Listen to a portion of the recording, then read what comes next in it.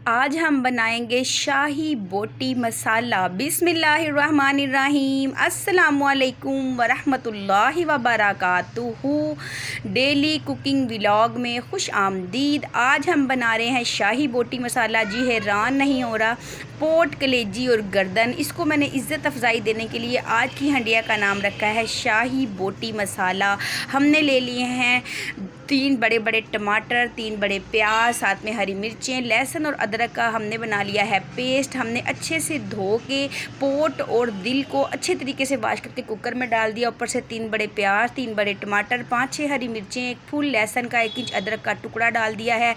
नमक, मिर्च, हल्दी, दालचीनी, खुश्क धनिया, साथ में मोटी वाली इलायची, सारे मसाले डाल के अच्छी तरह से हम इनको मिक्स कर लेंगे। 1 गिलास भर के हम पानी का डाल देंगे। अब लगा देंगे प्रेशर कुकर का ढक्कन, लगा देंगे विसल, चढ़ा देंगे चूल्हे पे, तेज़ आंच पे चलाएंगे चूल्हा और हम इसको पकने के लिए छोड़ देंगे। मुझे लगता है कि शायद ये क्लिप थोड़े से आगे पीछे हो गए हैं मुझसे वीडियो एडिट करते वक्त।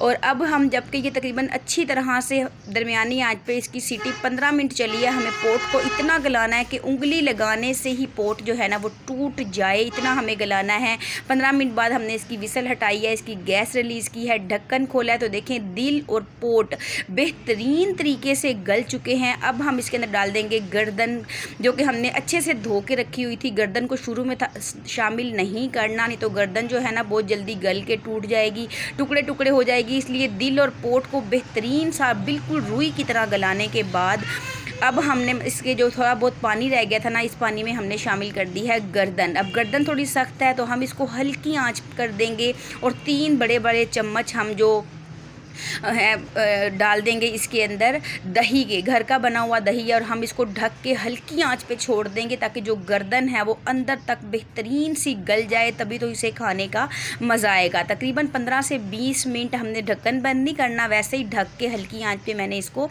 गला लिया है। तो ये देखें हमारी गर्दन बेहतरीन सी गल चुकी है। जो दही का पानी था वो भी खुश्क हो गया है और जो थोड़ा बहुत पहले मसाले का पानी था वो भी अच्छा सा खुश्क हो चुका है। तो अब बिल्कुल लास्ट स्टेज पे जब ये गल चुका है तो हम इसके अंदर शामिल करेंगे धुली हुई कलेजी। कलेजी को धो के हमने इसका पानी खुश्क करने के लिए जालीदार टोकरी में रख दिया था। कलेजी मिक्स करेंगे और अच्छी तरह से हम इसको मिक्स कर लेंगे। अच्छी तरह से हमें इसको मिक्स कर लेना है और साथ ही में हमें डाल देना है इसके अंदर घी। बिल्कुल लास्ट स्टेज पे हम कलेजी को शामिल करेंगे। कलेजी जो है ना वो अगर हम शुरू में शामिल कर देंगे तो कलेजी बहुत जल्दी गल जाएगी। जब भी पोट, कलेजी और गर्दन का सालन मैं बनाती हूँ इसी तरह बनाती हूँ।